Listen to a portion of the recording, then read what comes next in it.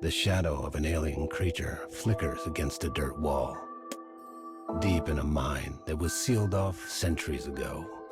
He waits in perfect silence.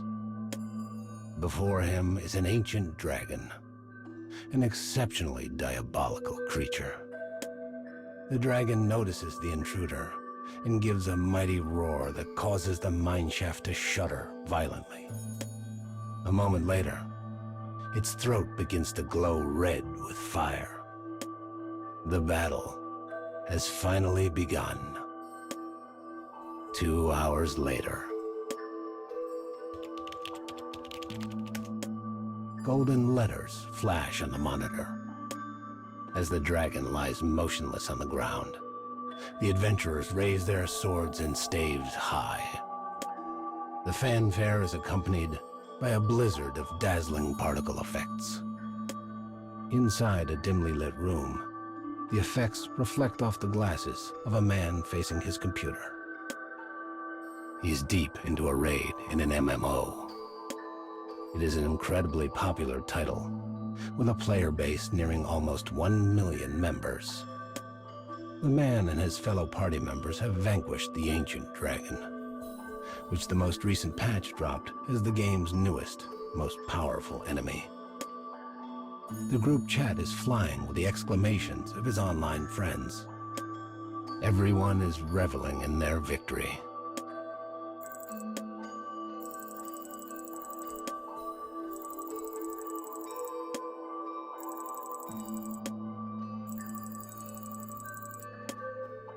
The man's avatar is an alien creature named Levania.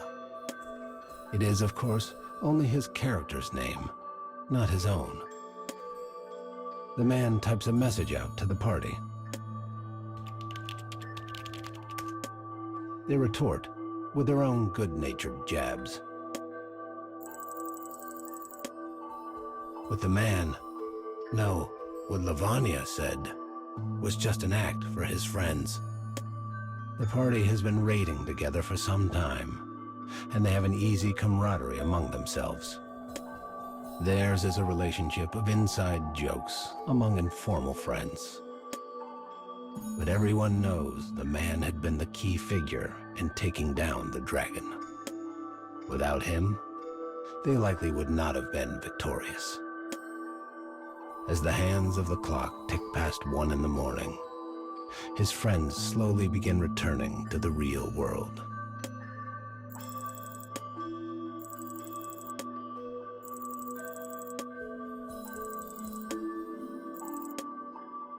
The man types, "See you tomorrow," and logs out. Regardless of how hard he works in the game, reality always claws its way back.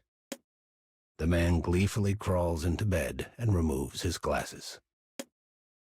The next morning, the man stands on the train, moving his tired, empty eyes across the crowd packed in around him. "I'm sleepy," he thinks. "I'm tired. I want to go home." As these thoughts cycle through his head, the train pulls up to the station near his office. The man works as a mid-level engineer for a startup IT venture called Dull Inc., the same job he's held for the past 4 years.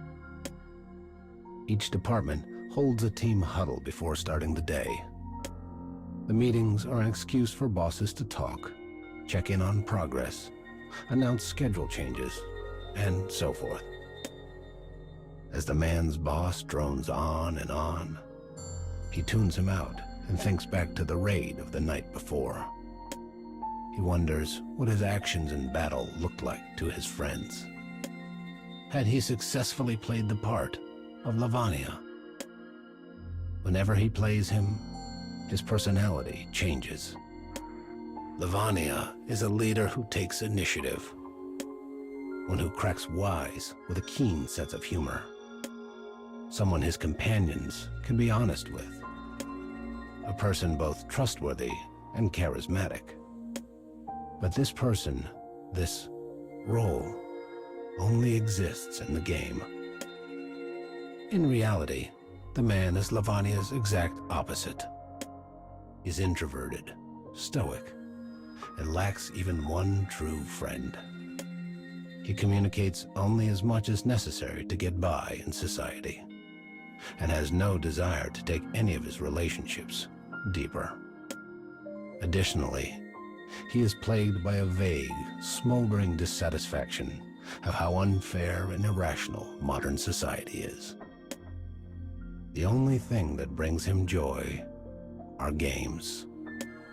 Whether he is playing the work of another or crafting his own, it is the only time he ever experiences happiness. His own game, which he's been working on in his spare time, was reaching completion.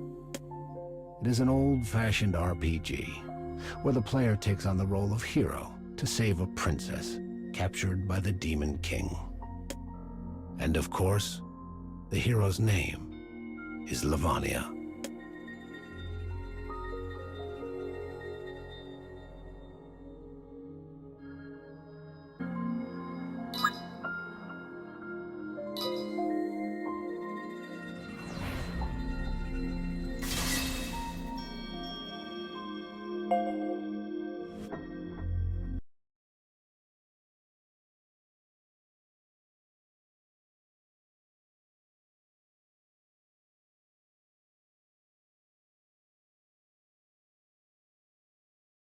Hey, you listening? The man suddenly snaps back to reality. The team huddle is still going on. He sputters out a half-whispered apology for daydreaming, but it falls on deaf ears. Instead, the boss takes the opportunity to berate him. You know, you could stand to be a lot more productive. Hell, we've got people with half your experience that are doing twice the work. The youngest member of the team graduated from college a mere 2 years ago. Yet the boss misses no chance to praise him for his work ethic. "But sir," says the junior member suddenly, "he does a lot too. I have a lot to learn, but he's always patient. And he's willing to help with whatever I need." Rather than easing off at this, however, the man's boss doubles down. "Do you see that?" he roars. "That kind of humble attitude is exactly what we need around here. Am I making myself clear?" The man glances at his coworker and sees his mouth twist into a sneer. "Gotcha," it seems to say. Though the junior employee presents a humble, helpful front, he actually only takes assignments that are sure to earn him praise, leaving the dirty, difficult work to the man. He knows he's the boss's favorite, and uses this fact to his full advantage. And the boss thinks he's found a new lackey, so he's willing to let his sneaky attitude slide. The man knows what they both think of him. He's a target, a lump to be misused however they wish. Lunchtime arrives. The man sits in the corner break area, munching on a vending machine pastry. A stout coworker approaches with a can of coffee in hand and gives it to the man. "Rough morning, huh?" he says. This stout man is an engineer who joined the company at the same time as him and now works on his team. Though not close enough to call each other friends, the man does not find his coworker's thoughtfulness unpleasant. But he also knows him to be the type who tries to please everyone and avoid making waves. Anyway, hope it all works out. The stout man stands there awkwardly for a moment before shuffling back to his desk. The day comes to a close. As the man is packing up to leave, his boss approaches. He wonders dispassionately if he's in for another scolding.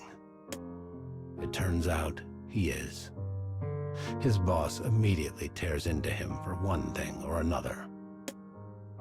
But no matter what he says, it will never resonate with the man. "This is just a job. It pays for food and a roof over my head. That's all." The man repeats this to himself as he waits for his boss to tire himself out. Eventually, he finds himself standing on the train home. It's full, but not uncomfortably so, and he has room to scroll through his phone as he rides. As he peruses his usual gaming news sites, an advertisement catches his eye. The game development company that makes his MMO is looking for an engineer. He typically scrolls through advertisements almost unconsciously, but this one seizes his attention immediately and refuses to let go. Later, the man sits down in front of his computer. He types a joking greeting in the group chat, and several people immediately respond.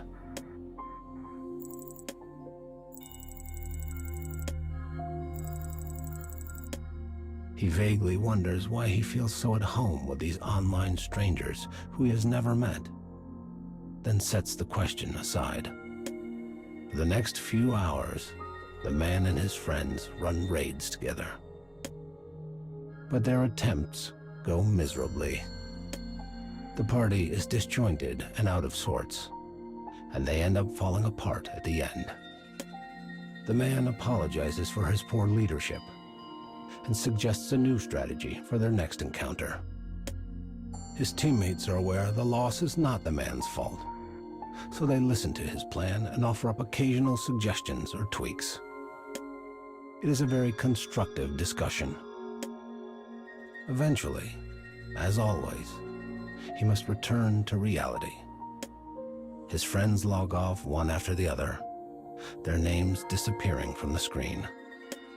Then, one of them offers a parting remark. It's a compliment, the kind of casual thing people exchange a dozen times a day. But it causes a terrible sense of guilt to rise up in the man. I'm fooling them, lying to them. I'm nothing like Levania in real life. But if I could, I would love to be just like him. Though his body cries out for sleep, the man logs out of the game and opens his internet browser. He arrives at the game developer's website and navigates to the section on open positions. He doesn't want his online friends to know what he's like in reality. He doesn't want them to be disappointed. But if he ever wants to change that, he will need to make a greater change to himself. Stop drifting through life and take some initiative. Levania would know what to do and put a plan in motion right away.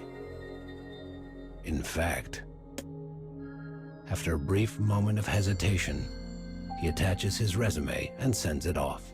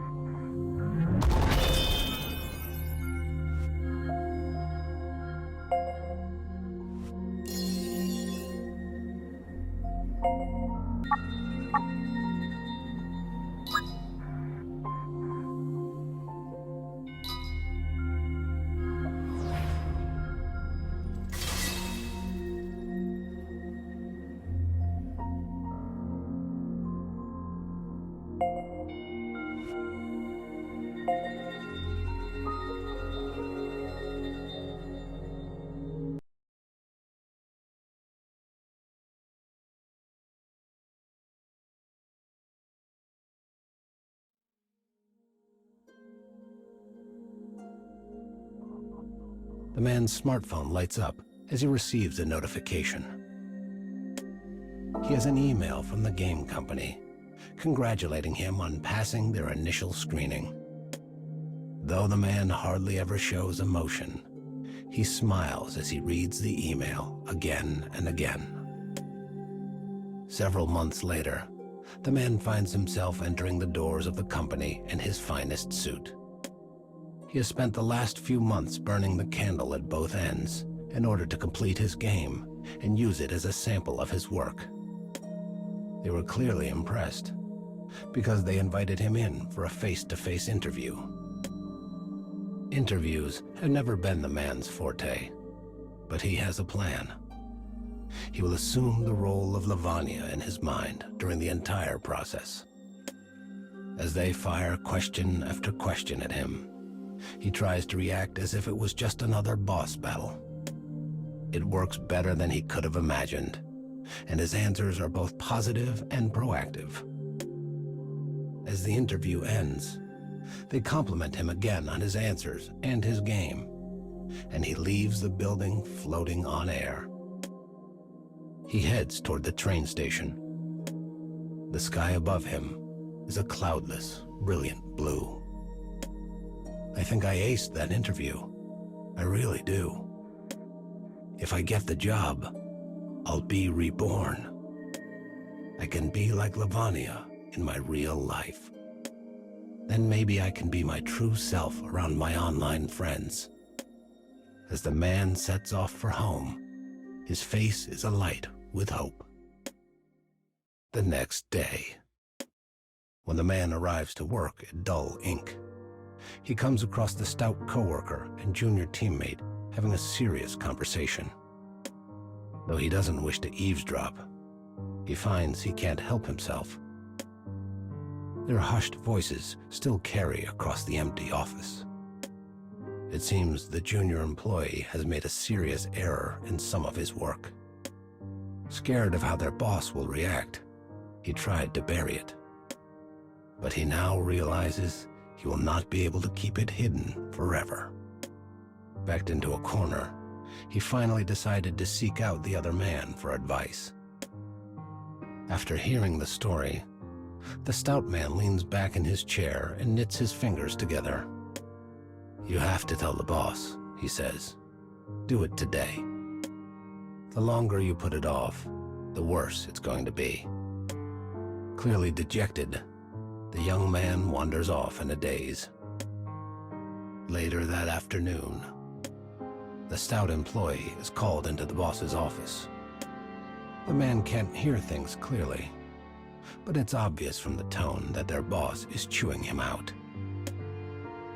A few words drift through the closed door, enough for the man to realize his coworker is being blamed for the junior employee's mistake. Why is he taking the blame? It wasn't even his fault. He glances around the room and sees the junior employee and a couple of his friends looking over at the boss's office and snickering behind their hands. I'm going to kill this guy. He feels himself suddenly overwhelmed by terribly dark emotions. The man suddenly realizes what happened. The junior teammate had pinned the mistake on his coworker. He did so knowing full well their boss would never question the word of his favorite employee.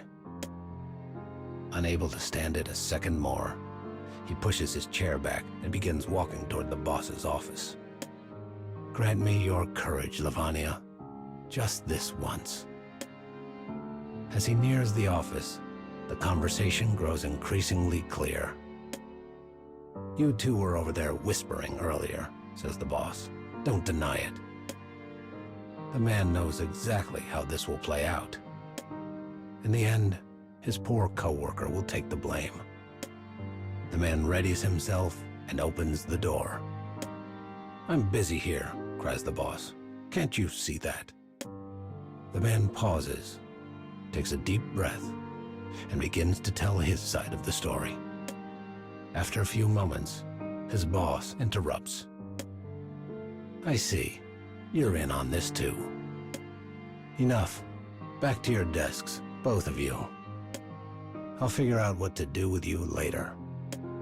When he hears this, The man feels his willpower drain out of him. Though he swore to be a stronger person like Levania, he's still himself at the end of the day. He can't even help a single coworker. I've had enough of this company. I've had enough of me. I wonder if this fight would be too much even for Levania. The man has no answer. But he knows one thing. Trying to fight a boss like his is pointless. Several weeks later, the man receives a letter. It is a formal offer of employment from the game company.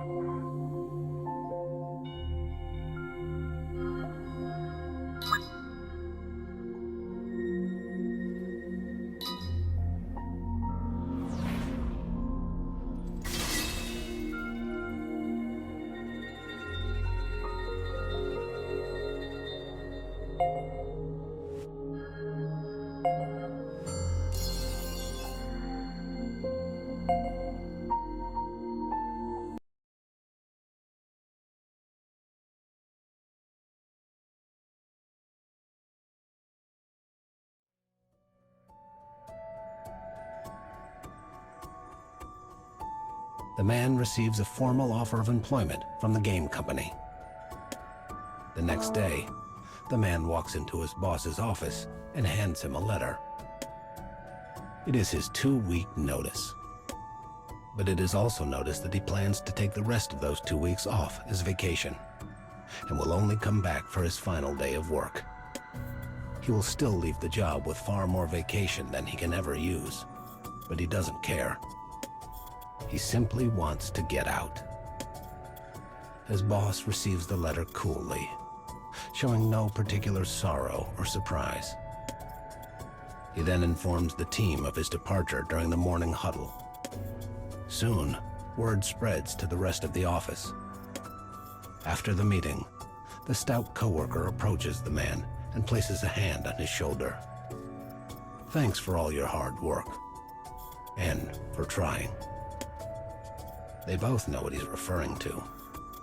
After the incident with the junior coworker, each of the men received a reduction in salary. The fact that he was punished for the fault of another upset the man greatly. But there was nothing to be done. The stout coworker, never one to make waves, simply accepted the pay cut without a word and continued on. That night, for the first time ever, the man and his coworker head out for a night on the town. Though his team held occasional drinking parties, he had never attended one. He never had a reason to. But this time, his falsely accused coworker had invited him, and they both understood it would be the first and last time such a thing ever happened. At the bar, alcohol works its dark magic, and the man begins to open up. He talks about his favorite games, his next job, and his hopes and dreams for the future. He speaks of his desire to change himself. He has never laid himself bare like this. It is both liberating and terrifying. His tipsy coworker listens for a long time before finally responding. I'll be so lonely with you gone. 2 weeks later, it's the man's last day at work. He leaves his house with a spring in his step. The thought of never entering dull ink again makes the packed train feel like a vacation. All he has to do today is finish some paperwork and sign a couple of documents. Once he turns in his security badge, he will walk out the front door for the very last time. Before he reports to security, he wanders the office looking for the stout coworker so he can say goodbye. But he can't find him anywhere. He asks the junior teammate if he's seen him, and the man responds, "That guy? How should I know?" Yet again, he feels his blood begin to run cold as rage overwhelms him. Perhaps his coworker called in sick. Perhaps he had a planned day off. With no other choice, the man finishes his paperwork and leaves. He then makes his way to the station. He stands at the center of the platform, waiting for his train to arrive. It's early, and the station is relatively empty. Tomorrow, he will begin a new life at a new company. He will never have to set foot in this station again. It is another in a series of goodbyes. A momentary feeling of loneliness quickly transforms into one of excitement. Starting tomorrow, I'll be reborn in a new world, one where no one knows me. I'll be strong and reliable, just like Levania. The light of hope shines brightly on the man's heart.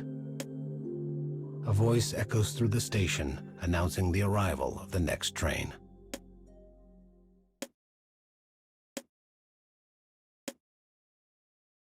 Suddenly, something collides with the man from behind. He stumbles forward and goes flying onto the tracks. What happened? Where are my glasses? Oh God, I need to get back. But the man finds himself frozen in confusion and fear. A lone figure looks down on him from the platform. It is muttering something. With you gone. The man's head snaps up. Standing before him was the coworker the man had tried to protect. With you gone, I'll be the one they bully. I can't stand that.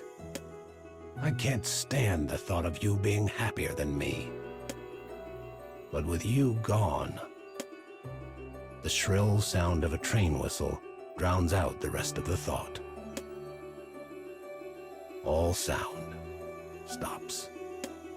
In a silent vortex of darkness, a few thoughts swirl. I don't want to die. I want to keep living. Dreams. Hope. Reborn. I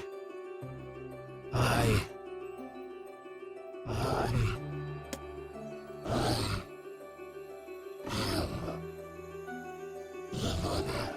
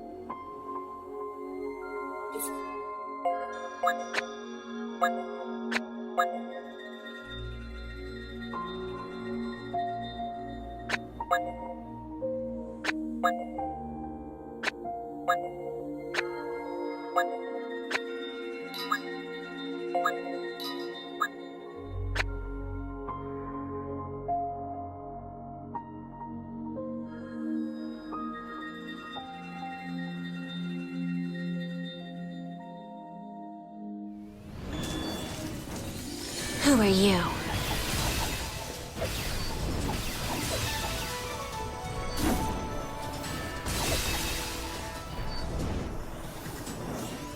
I've got enough death for everyone. Don't expect any thanks. Move.